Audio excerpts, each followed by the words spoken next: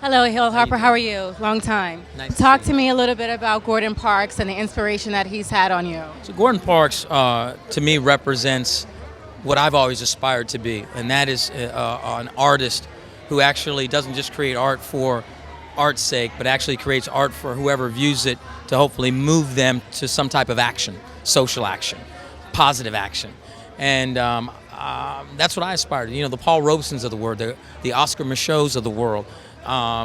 These are people to me that represent the best of what an artist can do and what they do. The Harry Belafonte. So they're all of these men. Ozzie Davis. They're all cut from that same cloth that I aspire to, and so Gordon Parks represents the best of that. Is there a favorite series of his that you love? Well, you know what? I don't really know his series so well, so I can't speak to all the different series.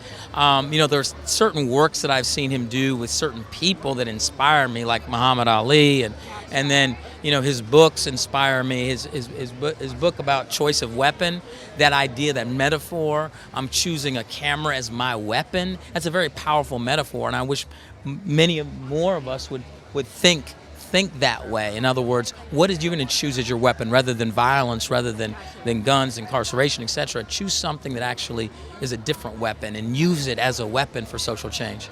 Do you have any thoughts about, of course you have thoughts about it, but Black Lives Matter and how we can really, really get some very sustainable results when it comes down to really keeping African American men safe and knowing that they have a stronghold and real support system, because I just don't think they believe that. And I know you've been really, really adamant about your books and your talks and going on tour and really getting the message out there to black men that their lives Yeah. do matter. I think you were one of the ones who kind of started it before things got really out of control. Yeah. So what would be the next step, do you think? The next step, and what's really key, is to make sure that we take it beyond a hashtag, and that we make sure that as much as you may be on social media saying about this or reposting this or redoing, are your boots on the ground in the school? Who are you? What young male or young female are you tutoring actively? Who are you mentoring right now? What community organization are you giving money to or volunteering at right now? I wish more people would do boots on the ground and social media less. But social media is a powerful tool.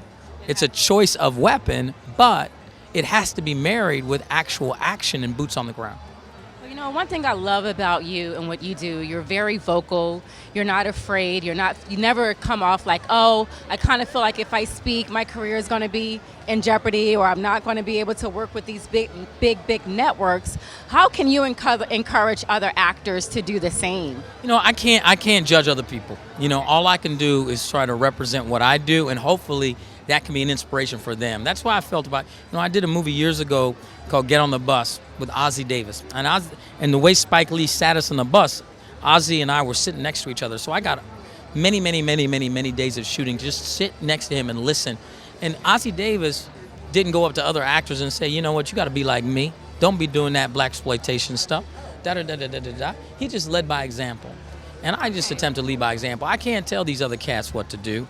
There's certainly a number of them are certainly much more famous than I am. They could get much bigger crowds at rallies and do many more things than I could. But like you said, a lot of them think that that's going to hurt their bottom line. Maybe they'll grow out of that, maybe they won't. All I can do is stay focused on my path and my journey and not judge anybody else, because we all have our own journeys and we're all doing it our own way, and I really believe the best way we can. A lot of the people that people criticize or think of that don't do much, they're doing the best they can given what they have. Final question: where can your fans and followers find you next in television? For those who don't know, I'm doing a new show that I'm excited about called Limitless. It's going to be on CBS, 10 o'clock Tuesday nights after NCIS New Orleans. It's based off the movie that Bradley Cooper did. It's a really interesting concept. It's got sci-fi elements, it's got some action elements, it's got some character elements. It's about taking this pill that I think many of us wish we really could take. And I think it's also a little view into the future, because guarantee you these types of pills and mind-altering and mind-opening drugs already do exist. It's just the question of how much do they open you and what do they open you up to, right? And so it's an interesting idea about using a drug to improve your mind. I love that. Thank you so much for your time. All the best to you. Oops. I'm Sinish Laverne Graham. We are live on the red carpet at the Gordon Parks auction with the fabulous, beautiful, stunning Leah Kabady. How did you become involved with the Gordon Parks Foundation? Actually, the first time I met them, it was because they gave me an award. Oh wow! Yeah, it was really wonderful, and that's kind of how I discovered Gordon Parks. I didn't really know about him. I mean, I didn't connect what I knew about him from Realize the scope of his work. So, and it was really wonderful, and since then I've been trying to like stay in touch with them and support them, and they're wonderful. And every year I feel like they're getting bigger and bigger, and tonight seems quite. Tonight is pretty epic. Is there a favorite Gordon Parks work that you love? Is there something of his very specifically that kind of speaks to the heart of who you are? I got a print of his work when I actually got the award, which was like an Isabella Rossellini image that's quite beautiful. So I still have that in my. So Leah, what's coming up for you? I mean, you did a couple of films. Because you push this out, move back some more. Thank you. Okay. This way makes it easier for the rest to pass. I lost my train of thought. Said what was coming? What's coming up for you? Because you've done a couple movies. So is there anything else acting-wise that's on the horizon for you? I've been doing a little bit of acting, mostly in Europe actually, and doing. I'm doing a little bit of everything as I've always kind of done. Fashion and. My line is also doing really well, so I'm concentrating on that as well, which has been interesting. It's called Lem Lem. I don't know if you're aware of it. No. Yeah. I was going to say, tell us more about your line. It's a line that's all hand woven in Ethiopia, and it started as a kids line, and now it's all women's, and it's been really really nice seeing it develop. And the whole idea behind it is really to preserve the art of weaving and to employ artisans and sort of also inject a fresh new product into the Western, fashion world. Did you see The True Cost by any chance, a documentary? I've heard of it. I have not seen it.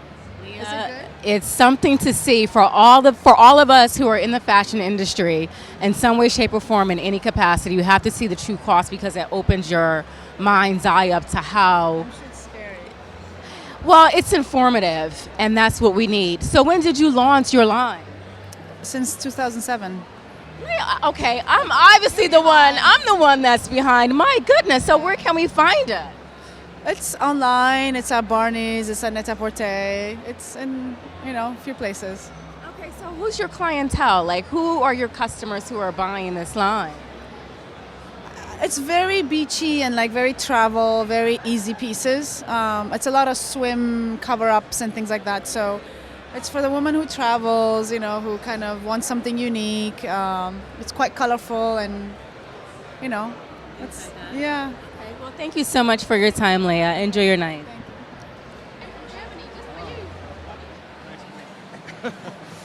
Mr. De Niro. I gotta start the show. I worked with you. Sorry.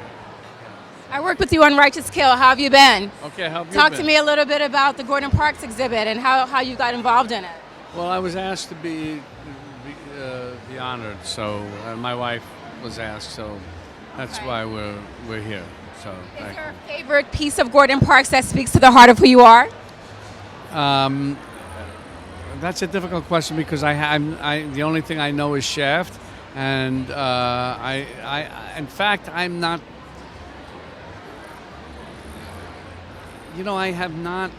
I haven't been aware of certain things that Gordon Parks has done, and I realize now that I should have been, but I wasn't. And so I will. I tried to look at certain films that he had done before this event, but I didn't. I've been so busy, I haven't been able to. But my wife has, and she was very, very impressed, and so. Thank you so much for your time. Pardon me, will you do more directing?